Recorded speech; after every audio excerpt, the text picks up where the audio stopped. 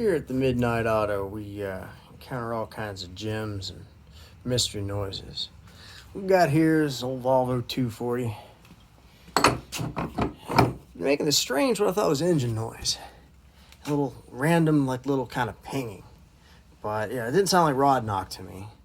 And I noticed the temperature was getting a little hot. So I pulled a water pump. This guy's crunchy. You can even see a slight wiggle and play in the shaft, and also where the impeller is worn from rubbing against the block.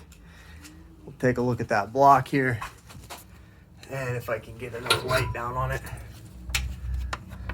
you might be able to see the wear marks there.